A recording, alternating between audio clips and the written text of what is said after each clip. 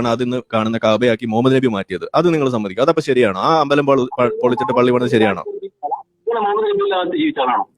അതായത് ഇതിനകത്ത് ശ്രദ്ധിക്കേണ്ട ഒരു കാര്യമുണ്ട്. കൗബ എന്ന് പറയുന്ന മുസ്ലിംസിന്റെ ഏറ്റവും പ്രധാനപ്പെട്ട, ആദ്യമായിട്ട് അള്ളാഹുവിനെ ആരാധിക്കുന്നതിന് വേണ്ടിയിട്ട്, അദ്ദേഹത്തിന് വേണ്ടി നമസ്കരിക്കുന്നതിന് വേണ്ടിയിട്ട് ഉയർത്തിയ ഒരു പള്ളി, അതായത് ആദ്യത്തെ പള്ളി എന്ന് പറയുന്ന, അല്ലെങ്കിൽ ആദ്യത്തെ ആരാധനാലയം എന്ന് പറയുന്ന കൗബ ഷെരീഫിനെ കുറിച്ചിട്ടാണ് ഈ പറയുന്ന ആരിഫ് ഹുസൈൻ സംസാരിക്കുന്നത്. അവിടെ കൗബ സ്ഥാപിക്കാനായിട്ട് വരുന്ന സമയത്ത് അവിടെ അമ്പലം ഉണ്ടായിരുന്നു. അതായത് വീണ്ടും പറയണ അമ്പലം ഉണ്ടായിരുന്നു. അദ്ദേഹം പറയുന്ന കാര്യങ്ങളെല്ലാം ശരിയാണെന്ന് മനസ്സിലാക്കുന്നവർ ആദ്യം ഈ വാക്ക് കൃത്യമായിട്ട് കേൾക്കുക. അമ്പലം എന്നാൽ ഹൈന്ദവ വിശ്വാസ പ്രകാരം ഹൈന്ദവരായിട്ടുള്ള ആളുകൾ ആരാധനാലയമായി കാണുന്ന സ്ഥലത്തിനെയാണ് നമ്മൾ അമ്പലം എന്ന് പറയുന്നത്. അതുകൊണ്ട് ഇന്ത്യയിൽ വെച്ച്, അതായത് നമ്മുടെ മലയാളികളുടെ മുന്നിൽ വെച്ച് ഇങ്ങനെ ഒരു കാര്യം പറയുമ്പോൾ, അമ്പലം എന്ന കാര്യം ഉപയോഗിക്കുമ്പോൾ അത് കൃത്യമായിട്ട് അതിന് വേറെ ഒരർത്ഥം തന്നെ ഇല്ല.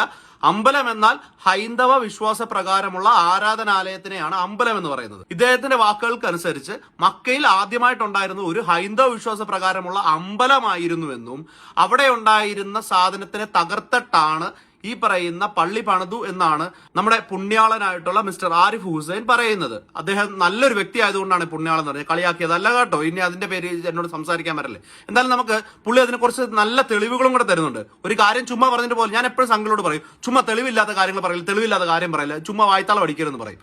ഇദ്ദേഹം കൃത്യമായിട്ട് തെളിവുകൾ തരുന്നുണ്ട്. തെളിവുകൾ നമുക്ക് കേൾക്കാം.